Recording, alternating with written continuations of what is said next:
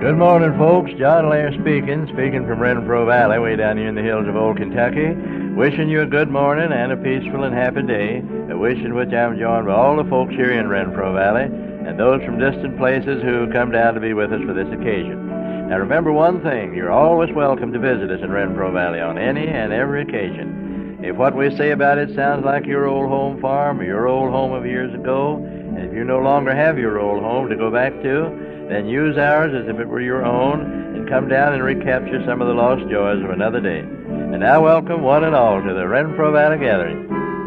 Where we meet to sing the old song with the friends we love and know.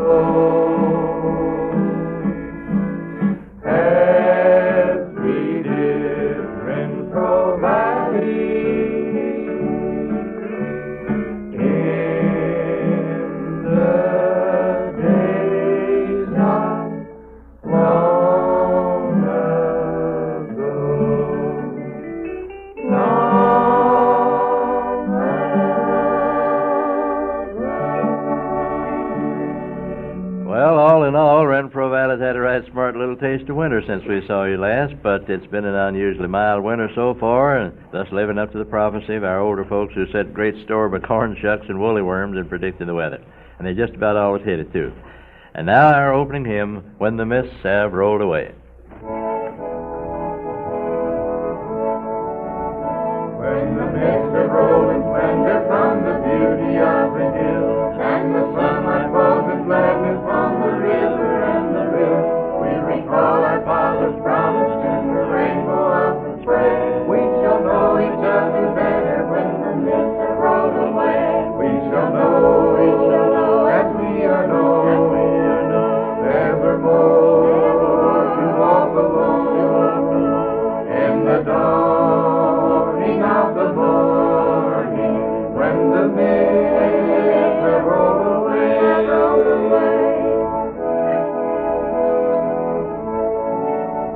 Off we tread the path before us with a weary burdened heart. Off we go amid the shadows and our fields are far apart. Let the Savior's run he graces all our labor will repay. When we gather in the morning when the mists have rolled away, we shall know, as we are known, evermore to walk alone in the dawning of the morning when the mists have rolled away.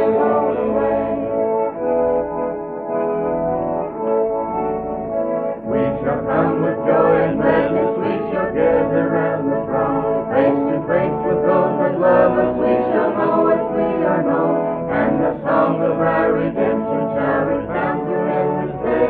When the shadows have departed and the mists have rolled away, we shall know, as we are known, evermore to walk alone in the dawning of the morning when the mists have rolled away. Well, I didn't know there was so many odd and wonderful old-time gadgets of the what-is-it nature floating around over the country.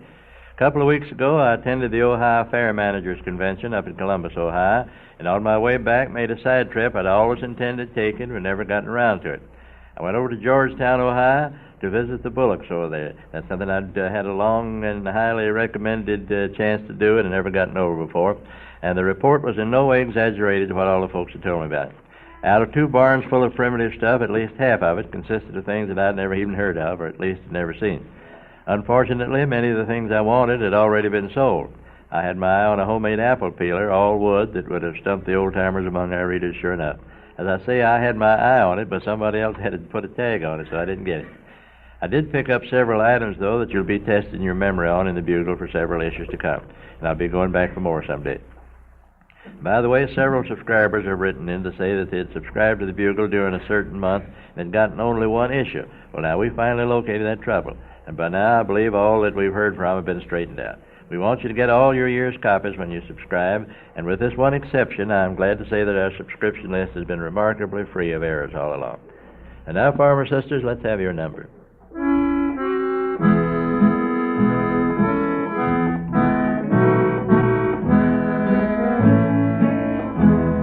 One by one, the years go swiftly by, till at last the time has come to die. One by one, we sleep within the grave, there to rest until the judgment day. One and only one can say, call upon the Lord today. Behold, the end of time draws nigh. Keep your eyes and heart upon the sky.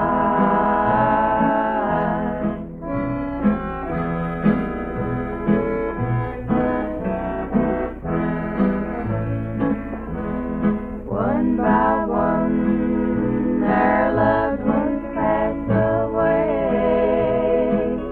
Are you prepared to meet them some glad day? One by one, he speaks to every heart.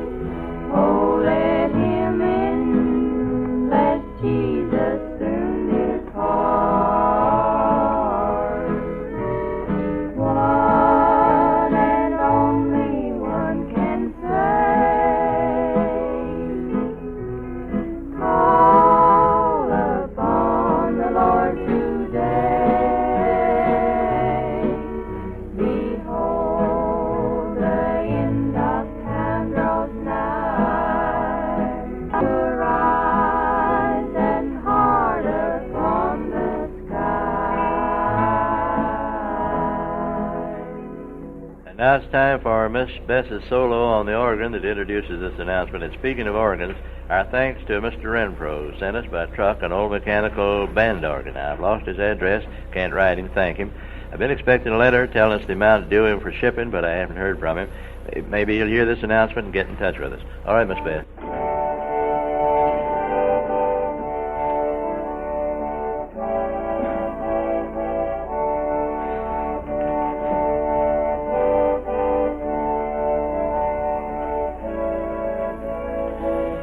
Mrs. Maggie Rosier of Battle Creek, Michigan is 102 years old. This is a kind of a belated announcement, just reaching us. Uncle Bill Randolph, Macon, Georgia, is 98. Miss Mattie Phillips, Batesville, Arkansas, 91. Mrs. Mary Hill, Atlanta, Texas, 90. Mrs. Cecilia Bailey, Jacksonville, Florida, 90. Mrs. Nell Lohr, Chambersburg, Illinois, 88. T.H. Cannon, Shreveport, Louisiana, 88. Mrs. Kate Sumter, Macomb, Illinois, 87. Ms. Fanny Daniels, Bowling Green, Ohio, 87. A very advanced wedding anniversary right here at home. Mr. and Ms. C.L. Arnett, who are celebrating their 70th anniversary, live at Berea, Kentucky, which is our neighboring town. Mr. and Ms. William H. Roseberry of Grayson, Kentucky, have been married 66 years. Mr. and Ms. Edward Sigley of Garnet, Kansas, 62. Mr. and Ms. Randall Elliott, Independence, Kentucky, 60. Mr. and Ms. J.C. Birchfield, Anthony, Kansas, 59. Mr. and Ms. James Bank, Roswell, Illinois, 58. Mr. and Ms. E.W. Huffendick of Quincy, Illinois, 56. Mr. and Ms. Henry Williams, Nelson, Nebraska, 55. Mr. and Ms. E.G. Fricky of Kennedy, Iowa, Minnesota, 54. And a letter from Fort Madison, Iowa says it's from the 8 daughters of a couple celebrating their 53rd anniversary, but fails to give the couple's name. Mr. and Ms. Albert Ross of Saline, Michigan, 51. And here are the first 4 golden weddings reported. Mr. and Ms. Harry Bollinger, Conover, Ohio. Mr. and Ms. Clifton Spiegel, Lexington, Kentucky. Mr. and Ms. Charles M. Scripture, Detroit, Michigan. Mr. and Ms. William Ornament of St. James, Minnesota.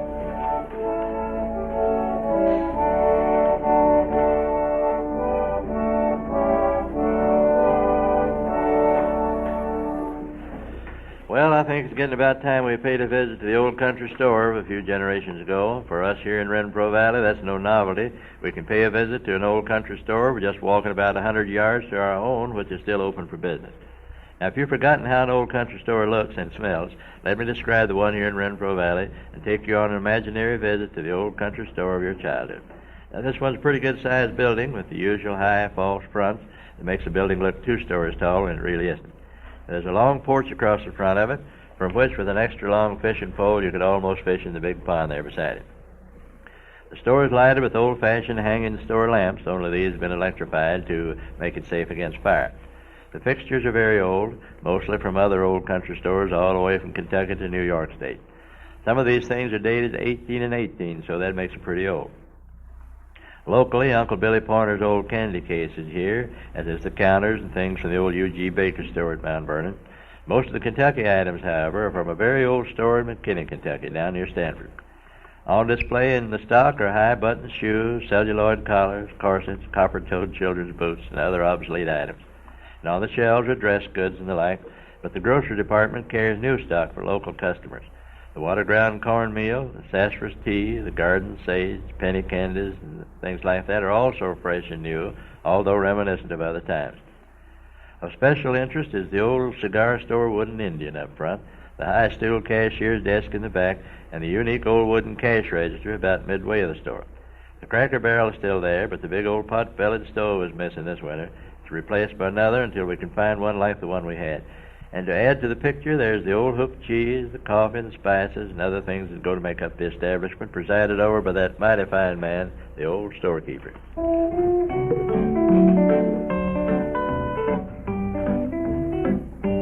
Oh, the old storekeeper was a neighborly man, ran his business on the neighborly plan.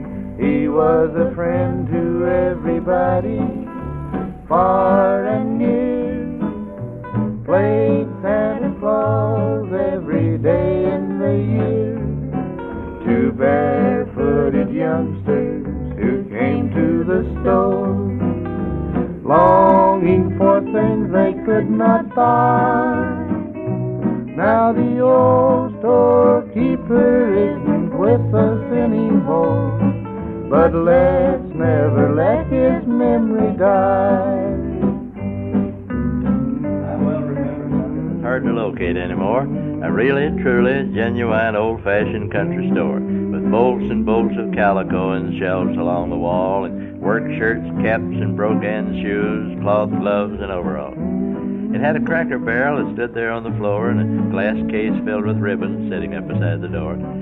The tea was stored in canisters with funny-sounding names, and overhead hung buggy whips and pots and picture frames. It had a funny odor that still was kind of nice, a rancid smell of bacon and a pungent smell of spice, a smell of fresh ground coffee and of brand-new saddle leather, tobacco smoke and old hoop cheese, all blended in together. There was no high-pressure salesman when you came in the shop. No one rushed up to demonstrate a brand-new kind of mop, but the clerk would shyly greet you with a friendly little smile and sort of stand and chat with you and visit for a while. And after you'd talked a spell, he'd kind of offhand say, as if it didn't matter, "Was there anything today?" And whether it was mustard seed or safety pins or soap, he'd wait on you as if your trade was the merchant's only hope. All the modern stores, stylish with its bright goods on the shelf, little wagons that you push around while waiting on yourself. But aren't you sometimes wishing you could go back just once more and do a little trading at a real old country store? Now the old storekeeper isn't with us anymore, but let's never let his memory die. One thing you'll remember about the old-time country store, it was the social center for the entire community. Ladies gathered there to check over the new styles in shoes, dresses, and the like, and made their weekly pilgrimages to trade butter and eggs and country produce for sugar and coffee and the few food items that they didn't produce at home. Men lounged around the hot stove or sat outside as the season demanded, chewing, smoking, and whittling, leading up to the inevitable swapping in everything from barlow knives to horses. Then on Saturday, everybody came in, whole families, taking their usual Saturday afternoon off from the farm. Saturday was the big day. Lots of swapping, lots of politicking, lots of gossiping, lots of courting, small boys and farm dogs staging